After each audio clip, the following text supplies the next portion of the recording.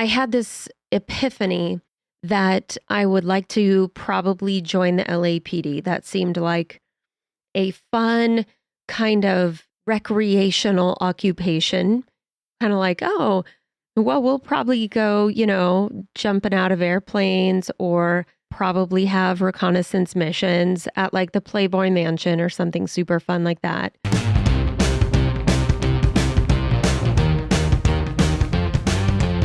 Welcome to Amy Liz Harrison's podcast, Eternally Amy, a mum of eight's journey from jail to joy. A Gen Xer who overcame her struggle with alcohol to become a best-selling author and mental health advocate. She shares stories of hope and offers ideas for others struggling with mental health challenges, spirituality, ADHD, or maybe just family, travel, and logistics. One thing is for sure, you'll leave with something to chew on. And now, here's your host, Amy Liz Harrison, with your mystery meat sandwich. Welcome back to Eternally Amy from Jail to Joy. This is me, Amy Liz Harrison, surviving another day just like you. For the mystery meat sandwich today, here's a quote. This quote is by our dear good friend from yesteryear named Rumi. There is a voice that doesn't use words. Listen. When I went through my deconstruction and reconstruction of faith, what I had to do was absolutely let go of everything I thought I knew. I had to set aside all my old ideas, everything that I thought I had learned at church, everything I thought I had learned at a Christian school, and I had to be willing to just drop all the defenses and burn everything to the ground and just let it be completely rebuilt. Because prior to that time period in my life, basically what I had done was I had erected fences around myself. So it was as if I lived in a house with fences all around it. And basically all I did was pace back and forth in the front yard and try and stay on guard so that I would make sure that nothing would get inside my fence line and I wouldn't get outside the fence line. So what that looked like was, oh, new idea? Oh, teaching of Buddha? Oh, new age yoga and meditation session? No, none of those things are appropriate in my life. I don't do those things because my brand of Christianity at the time didn't do those things. And so forget it. Like that's got to go. And I would just stand on guard and see if whatever wanted to come through my gate was falling in line with my belief system. A belief system that was basically what I had perceived and understood to be what I was being taught. But I actually had no truthful basis for it. And I was very strong-willed about it. And I was adamant that I was going to have to basically become this barracuda for Christ and protect whatever it was that I was trying to hide behind.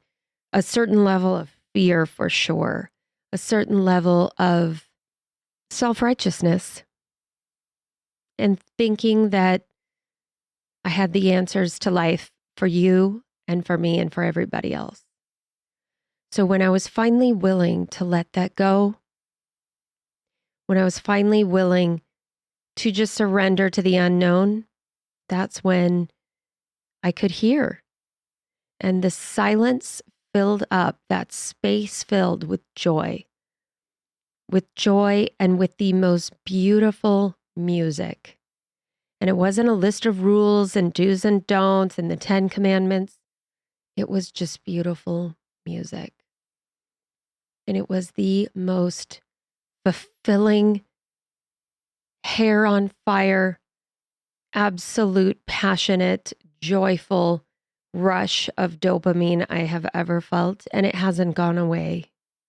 Makes me want to cry thinking about it. When I finally took myself out of the picture and I got out of my own way, God could speak. And I'm so grateful. And I would have missed all this if I hadn't have gotten sober and if I hadn't have been willing to let God be God. And he was so much bigger than I ever imagined. The God of my understanding, anyway. What a gift.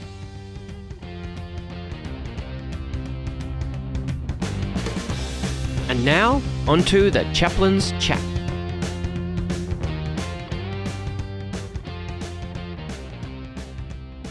For the Chaplain's Chat, I want to share with you a little story about Amy in college contemplating joining the LAPD. Many of you know that I was a part of campus safety when I was in college. Yes, I do mean mall cop, basically, but without the segue. We had a Chevy Caprice. You're welcome.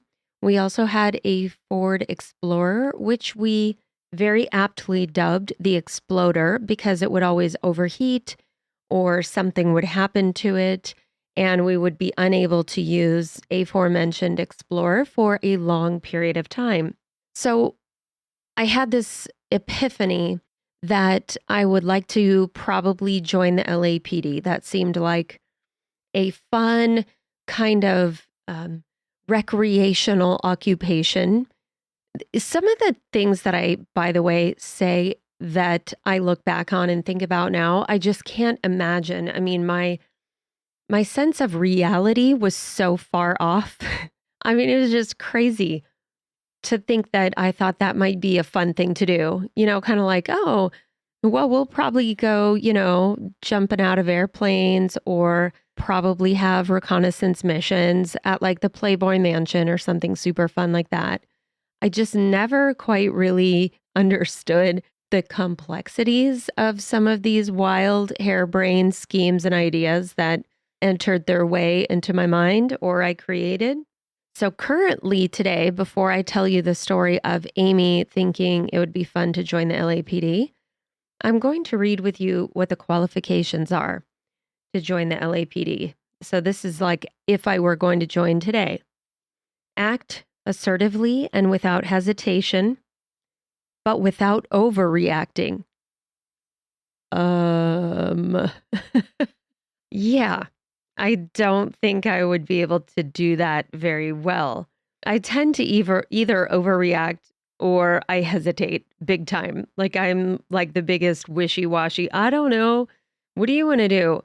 And then other times I'm just like, I can't handle this. I'm just making this decision. I don't care how, harebrained it is or that it makes no actual common sense. We're just doing this. Okay. Second qualification. Make quick, responsible decisions under pressure. Again, not my forte. I would say that I can make quick decisions with a gun to my head. I can, but are they responsible?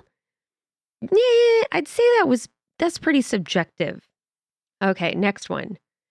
Persuade others to accept one's point of view or to be desired course of action.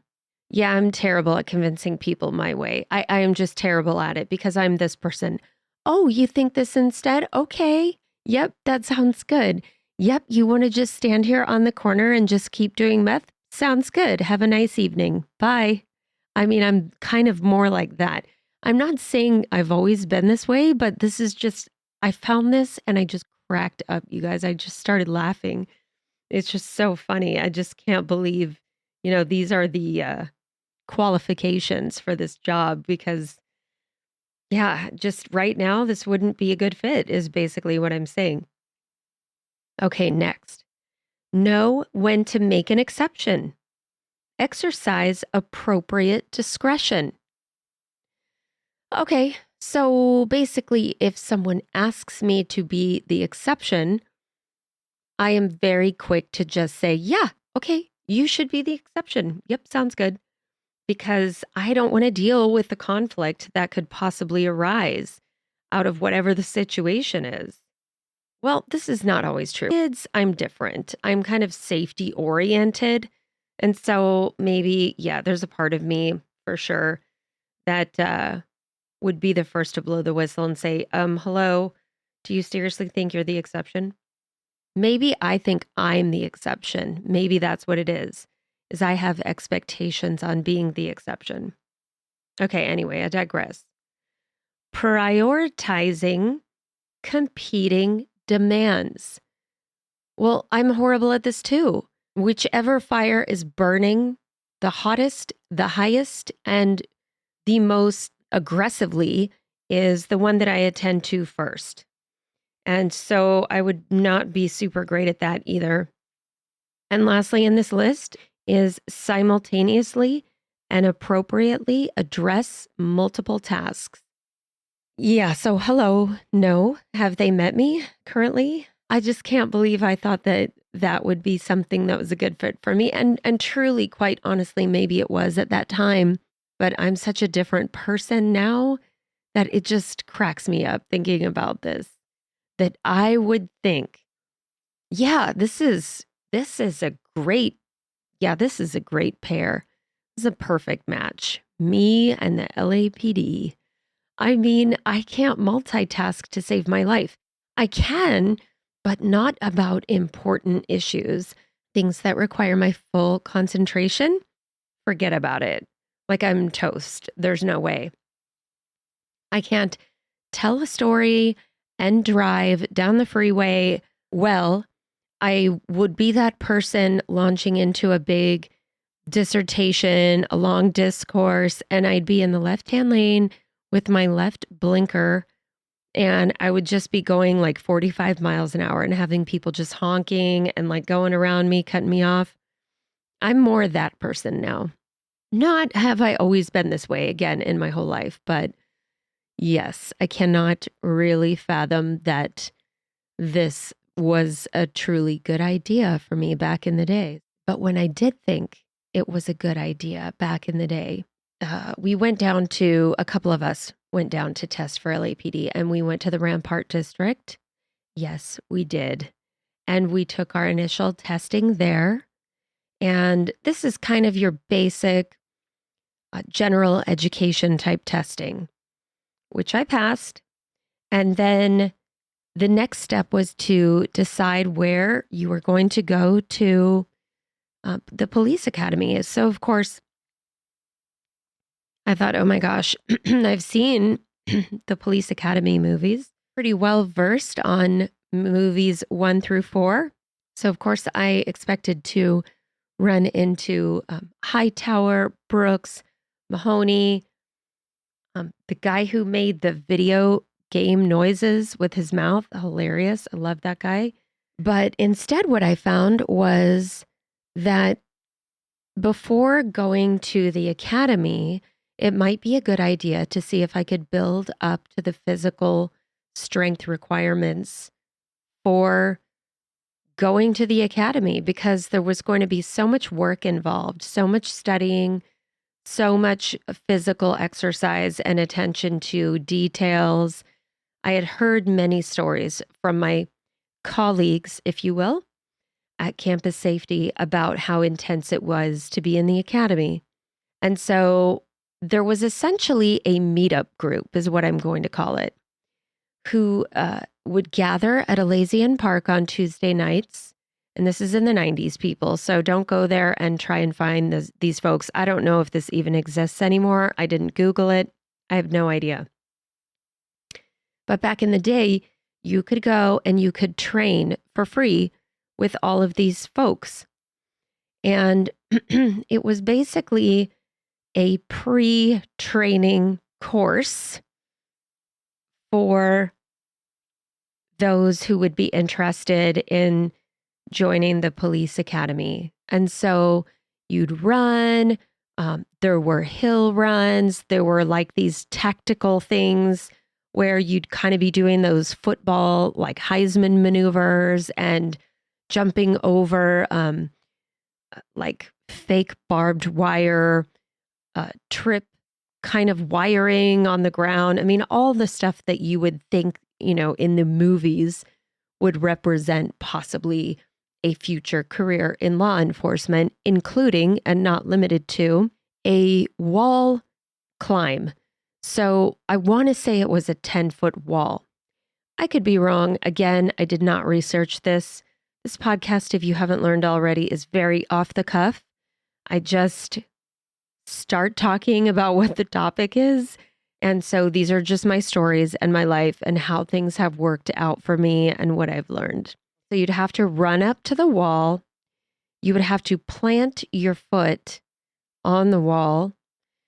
And then you would grab sort of onto the bricks that made up the wall. And I think they had some little hand grips from memory. And you would catapult your leg over the top of the wall and jump down the other side. And so I remember being very intimidated by this wall, but I thought, okay, this is nothing more than when I was in elementary school and I did the hurdles. And I would run up to the hurdle, you plant your foot, and you hoist your dominant leg over the hurdle. And so that same concept was kind of applied just on a far larger scale in this same concept. And I remember I just could not, week after week, I could not get over that wall. I just couldn't do it.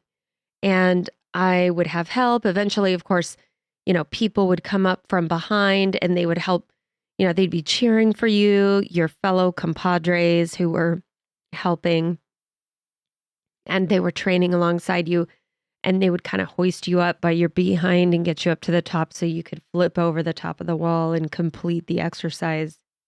But what that reminds me of today in terms of ADHD is there's this concept called the wall, we'll call it the wall of terrible. The wall of terrible, which basically is just something that you fear because it's kind of the climax of the entire situation, right? So at the LAPD training group, that was kind of the big finale. If you could get over the wall, you were ready to go to the academy. And no, I never got over it. But in our lives with ADHD, this wall of terrible basically is any emotional barrier that prevents me from doing a task. So what happens is we approach this wall and we look at all of the bricks and we just immediately are filled with self-doubt, worry, and anxiety, because what happens is it's almost like a memorial wall. It's this remembrance of all the times that we have tried things before and failed. So we've got past rejections. We've got past disappointments. We have past pains, past injuries maybe, past times where we were really excited about something, thought we could do it, psyched ourselves up, and then flopped, completely screwed it up.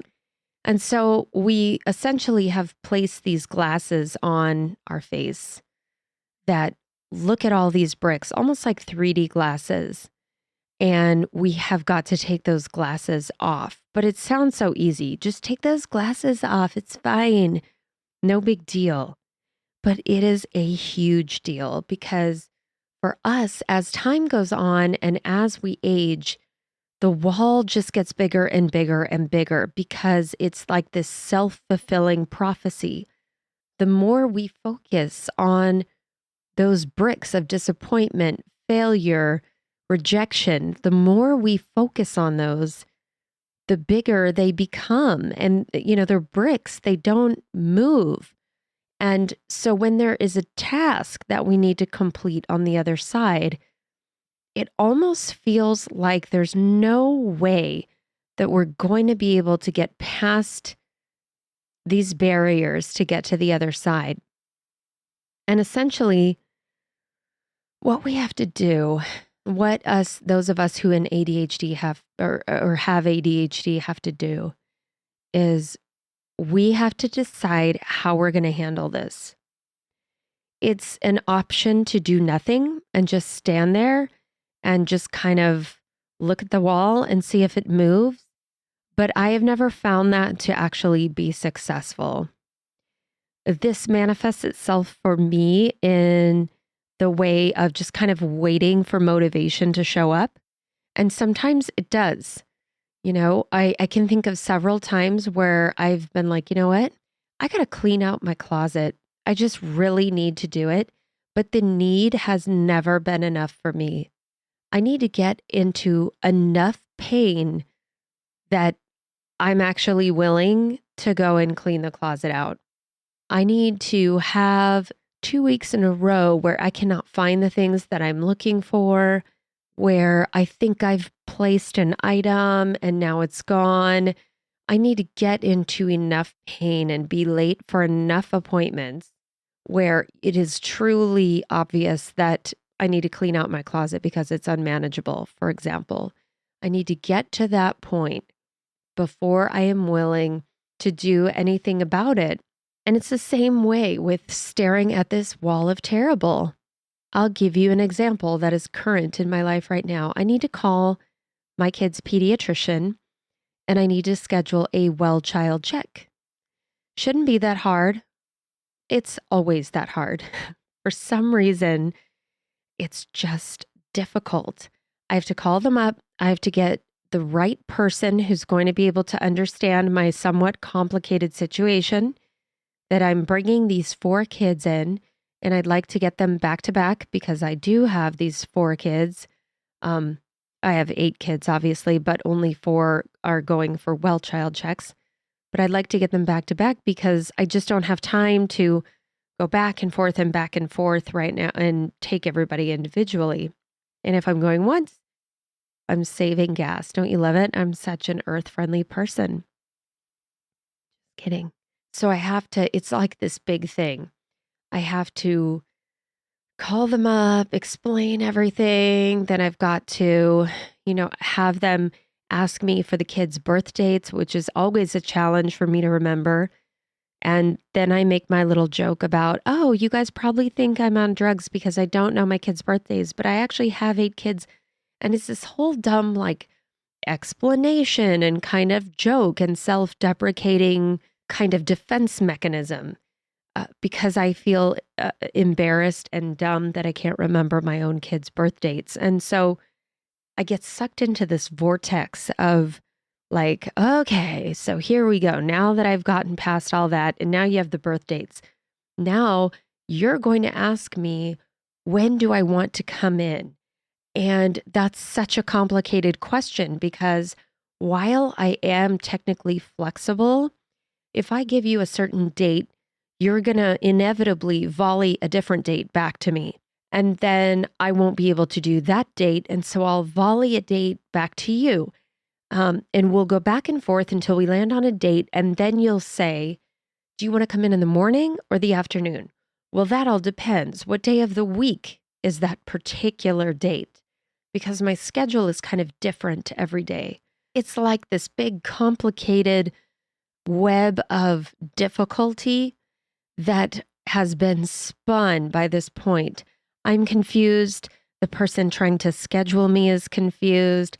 I'm exhausted. They're exhausted. This is how it goes with so many things in my life. Now, are these big deals in the grand scheme of life? No, obviously not. Right? These are first-class problems. But they happen all day long. And when you have ADHD, it is just that much more challenging to push past that wall of awful, terrible, no good, very bad dayness.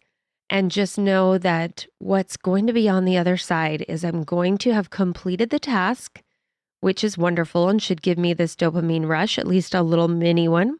And also, I won't have to keep remembering that I haven't done it, because that in and of itself is enough to cause shame, and that spiral will start, that spiral of self. Oh my gosh, I suck so bad. Why am I on this planet hogging up oxygen? And then I'm just all about myself then. I'm stuck in that spot of just poor me kicking the dirt. So, strategy to get over this wall or to help catapult myself over this challenge and get to the other side where I make the phone call, I handle it, I cross it off the list, and I go about my day. Okay. The strategy that has been most valuable for me is, and I've talked about this a lot before, is the body double. And what this is a person to sit with me while I make this phone call. I don't understand why the change in environment or having another person, one of those two things. So that's another trick I've used at times is go to school, go to a coffee shop, go to wherever and make a phone call from outside my house. I know that it sounds crazy. I hear myself saying that and it sounds completely insane. For some reason, it works for me. If I am out of my normal environment, it works. I don't know. But if I have a body double, somebody who is a friend who's like, hey, just pick up the phone and just make that phone call right now. Boom, I can do it and I will do it. And then I'll be past the wall of terrible. And I specifically remember my BFF and I were sitting in the parking lot of the mall. We both had like 4 phone calls we needed to make. We didn't want to make them. She has ADHD as well. And we just said, you know what? We're not going inside until we've sat here and made those phone calls. And we did it together. And I'm not kidding. It helped so much. There is something about that feeling of connection, right? Somebody else is in my same shoes, having difficulty with this embarrassingly simple task as well. That just binds you to another human being. I can't explain it. It gives you just enough energy to get that task taken care of so you can check it off the list. You've then faced the awful, terrible, no good, very bad day, wall of terrible, and pushed past and achieved something and accomplished something. It's a fantastic feeling. And that's how I felt that day. And so, what's so tough is I know that I'm going to get off of this podcast and I'm going to go, okay, now pick up the phone and call the pediatrician and just get it done. And then I'll get distracted. And before you know it, it will be past 5 o'clock. I could probably make them online, but it would take me a long, long time to do that since there are so many complications to it. So yeah, I just sound like I'm a big old complainer now. These are all get tos in my life. They're not have tos. They, are things that I get to do. But these are the daily struggles of people with ADHD. I wish it were just a simple lack of motivation. But if that were enough, I could just play Eye of the Tiger or put on, the Rocky Balboa theme song and get everything done. But it's kind of one of those things. You just run up against this brick wall. You can't move it. And so I decide to do something else so I'm not wasting my time. And then I do that for a period and series of days in a row. And then pretty soon, it's like Christmas shopping. If I don't get it done in July, it's probably not going to happen because it's all or nothing for people with ADHD.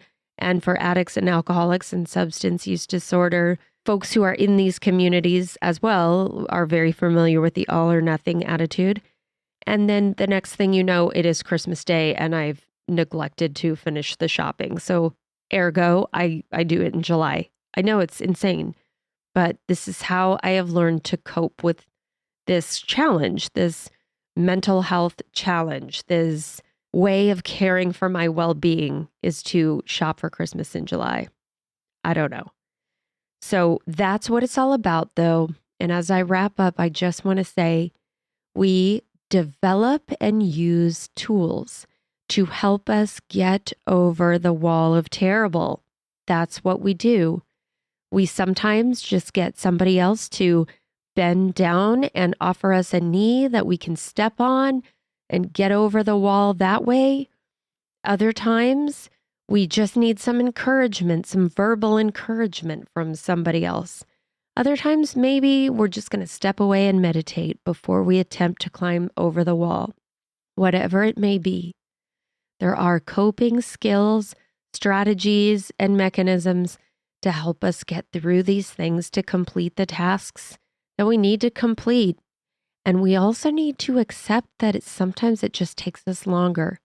It just takes us a little bit longer, and that's okay.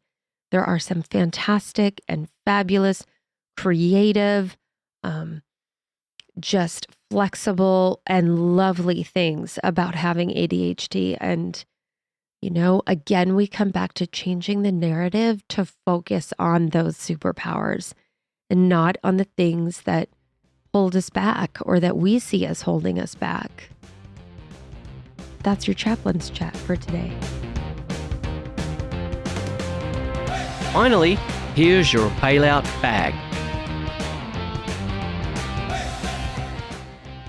So for the bailout bag today, I leave you with, if you don't have ADHD, is there a wall of terrible in your life that prevents you from doing anything, any simple task, whether it's something you need to do, like maybe it's a relationship you need to get out of. Maybe it's a diet that you need to start. You'd feel so much better if you started, but it's just so hard to start. What is it today that is a wall of terrible in your life? And what's your plan on how to get up, grab a hold of it, and get over? All right, have a good day. Thank you so much for listening to Eternally Amy. Amy Liz Harrison is a best-selling author, speaker, 12-step coach, meditation teacher, and recovery advocate. To find out more, please visit amylizharrison.com. Keep up with Amy on all platforms by following @AmyLizHarrison. Please subscribe and review this podcast. It means so much to us if you do.